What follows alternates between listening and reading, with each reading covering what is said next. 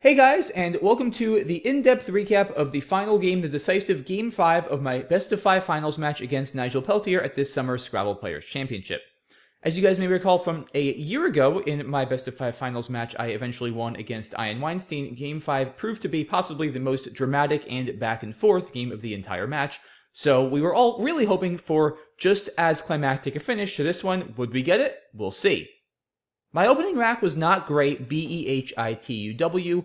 I ended up playing white for 30 points here, which seems reasonable. I could also play the word wythe in the same spot, but I didn't love that this takes a front S-hook for swithe, and I also liked with white that I have one of the Bs, so I might draw into Bob White, extending white to the triple for a lot of points later in the game. This seems like a reasonable decision. Nigel strikes first this game. With a seemingly clunky rack, he does have one playable bingo, and he finds it quickly, elevate for 68 points, jumping into an early lead.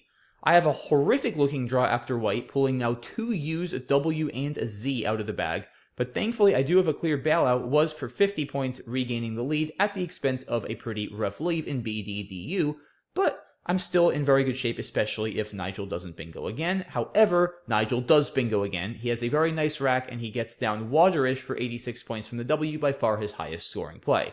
He does have some more defensive options like Hastier for 74, but while he is taking a lead, it's still very early in the game. After all, it's only turn 2, and 12 points is a lot to give up, so I think this play makes a lot of sense. The opening he creates with the H also isn't that dangerous. After all, it is an H, it's not like an E or a tile that's super easy to play through for a triple-triple, and the H is also occupying the key double letter score, so that means it's very difficult for me to make a play that scores a ton of points through the H by putting a high-scoring tile myself on that square. So this is exactly what I would have done as well. Unfortunately for me, I drew poorly afterwards, pulling 3 more consonants NRR out of the bag. And I don't have a whole lot of good options here. My best plays are all pretty clearly playing through the second E of Elevate, hooking white. I end up going with Butter for 25 points. I could have played Burden as well, or Unbred. I didn't like Unbred because it doesn't take an S, and I feel like at this point I'm already down a lot. I'm going to need some help from the tile bag to come back into this game. So even without an S in hand, I liked creating another bingo line for myself, especially as Nigel is probably going to start attempting to play some defense and take control of the board pretty soon. I wanted to make sure that I had as many bingo lines as possible in reserve for a comeback that would inevitably require bingoing at least once, if not multiple times. This seems like a reasonable play.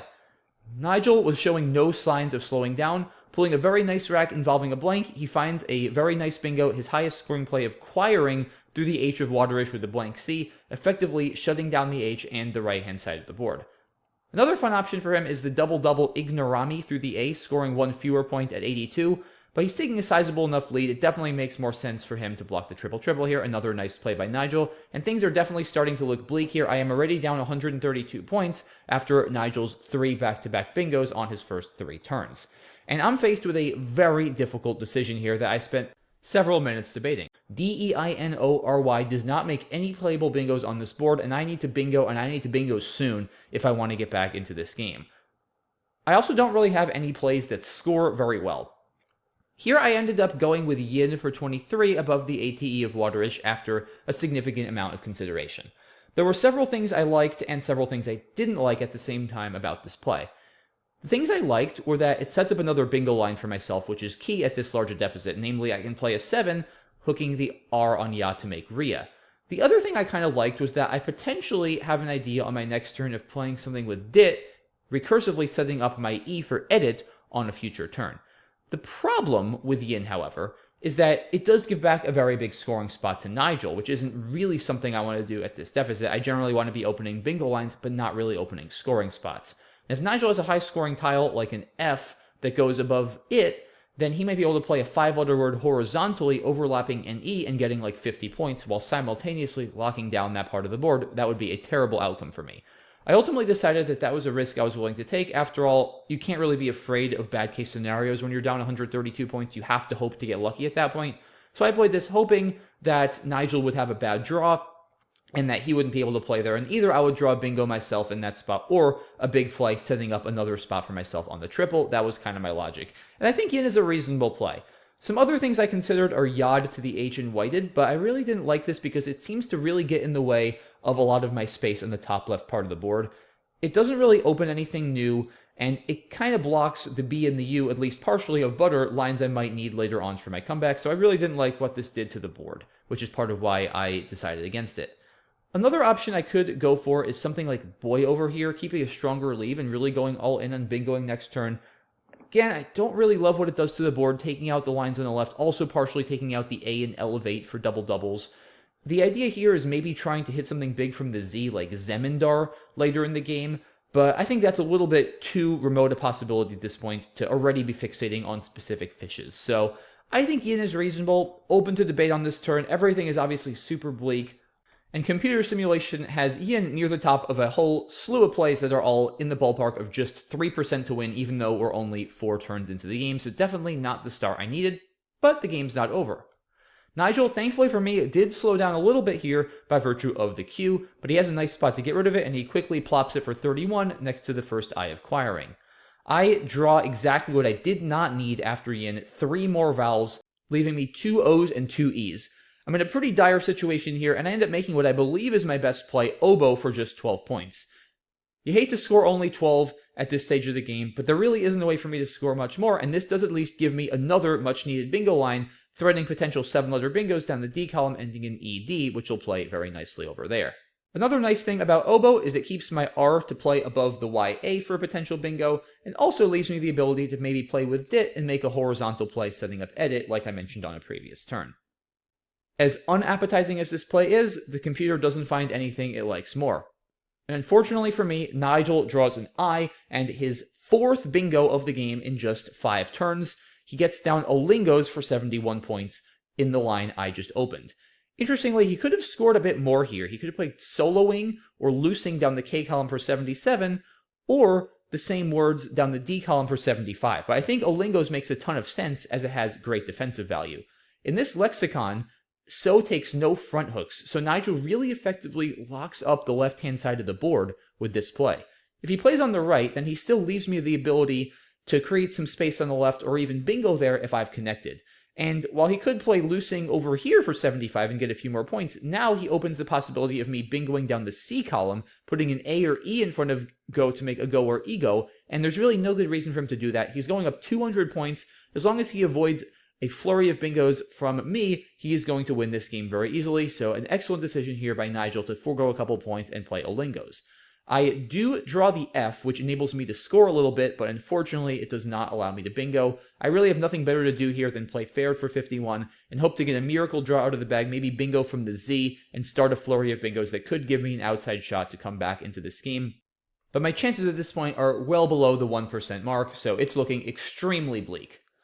And it was looking even bleaker after Nigel played now his 5th bingo of the game in just 6 turns. He made a really nice play here, Abelian with 6 overlaps for 85, completely sealing the deal in this one. It's worth mentioning he actually has an even higher scoring bingo here. He can play Zabayon for 107, which is better, but Abelian is still a really stylish play, and at this point, it really doesn't make a huge difference. Whatever he does here, he's bingoing, he's taking a 200-plus point lead, he has locked this game up. At this point, I decide I might as well try something crazy, since I am down so many points. I go with queuing for 16, opening a triple line on the left. Do I realistically think I'm going to be able to hit it, keeping C, N, N, O, trying to play through a C? No, but there's really no downside for me. Again, spread doesn't matter, and if I'm going to go down, I might as well go down in style. So I play queuing and decide to see what Nigel's going to do about that opening. Amazingly, Nigel has 7 other words on this rack, like pleater and replate, but they don't play. And I think most people were expecting Nigel to play through the C with something like plectra, or even if he wasn't sure of that word, something shorter like caper, just to take out any freak possible triples for me that could bring me back into this game. But I guess here, Nigel decided that he was up so much that he could withstand a triple, and he wanted to finish this in style and go for another bingo, and he decided to play Ope for 24. Certainly not something I would have done, but like I said, I think even if I triple for close to 200 points, he's still in a great position, so can't really fault him for doing this.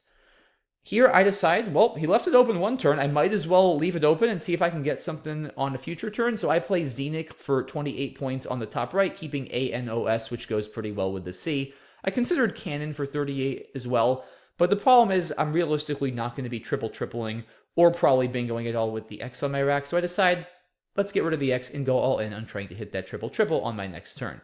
However, the problem is Nigel beats me to it. He doesn't triple, but he does bingo, getting his 6th bingo of the game. in just 8 turns, clatters for 83 points, bringing him up by nearly 300, 531 to 235 in this championship deciding game. At this point, all I could really do was laugh about it. Of course, it was unfortunate that this was happening, especially in such an important and high-stakes game, but at the end of the day, I've been around the game enough to know that this is going to happen sometimes with Scrabble, and I felt pretty confident that there was really nothing much I could have done to prevent this outcome. So there was really no reason to start getting upset about it or worked up. I was just sort of laughing it off and playing the rest of my game as well as I could, since I wanted to still finish respectively. I did manage to get a bingo down here of Sutain for 75 to cut my deficit to 221 points. Nigel responded with Prim for 20 next to the E of Oboe, and here I played Jemmy for 54, which does indeed appear to be my best endgame. Nigel responds with his best play of Colo for 48 points, bringing him to 599. I go out with Fair and Chia's plan for 19, bringing my total score to 397. So Nigel wins this decisive game 5, 599 to 397. And the funny thing about this, guys, is my claim to fame of never having allowed a 600-point game in a sanctioned Scrabble tournament lives to this day. I was pretty confident at some point during this game that Nigel was going to score 600, which that would have been a pretty ironic and kind of epic way for that streak to end, of all things, in Game 5 of the finals of the Scrabble Players Championship. But amazingly, Nigel finishes this game with 599. Yes, that is the highest scoring game someone's ever gotten against me in a tournament, but it is still not 600, so that streak remains intact. In all seriousness, though, major congrats to Nigel Peltier on a well-deserved first Scrabble Players Championship title. It was a ton of fun playing him throughout the tournament and in this 5-game match, even though it didn't go my way. And yeah, about this game once again, guys, obviously it wasn't the way I wanted this to end, but on some level, I'd almost rather lose in this fashion than in a really close game, because it removed any doubt from my mind about whether I could have done anything different, at least in this game, to control the outcome. And like I said, I've played Scrabble long enough. I've had games happen like this in my favor. I've had games happen like this in my opponent's favor. It's not the first time this has happened to me. It's not going to be the last. And you can't survive a long career at the top level of tournament Scrabble if you're not able to accept and tolerate these kind of outcomes. Because like I said, it's part of the randomness of the game. They are going to happen. So all you can do is really just shake it off and laugh the best as you can, which I think I did an excellent job at. I honestly was really not upset at all during or after this game. And I was able to quickly shake it off and enjoy a fun dinner with a bunch of friends, including Nigel, before we all parted ways after a super fun event. Definitely a bit of an anticlimactic ending to an otherwise really exciting and intense event, but I had an awesome time. I'm still super happy with second place in that strong a field. I feel like I played some really solid Scrabble throughout. Once again, huge congrats to Nigel Peltier on his first title, and last but not least, I want to close with a big thank you to all of you guys for supporting me throughout the tournament as well as throughout the year, and to all the event organizers. It takes a ton of work to put on an event this awesome and this large, so huge shout out to NASPA and the entire team of organizers and directors there. Thank you all so much for all your help, and I'm very much looking forward to next year's event whenever and wherever that may be. So that's it for this finals recap, guys. Thanks again so much for watching. Hope you enjoyed it, and stay tuned next week for resumption of the Best Spot and Clappers matches, which I'm super excited about, as well as some more in-depth analysis of other interesting games and turns of events I had at the Scrabble Players Championship. Thanks again, guys. Have a great weekend, and I'll see you all next week. Bye-bye.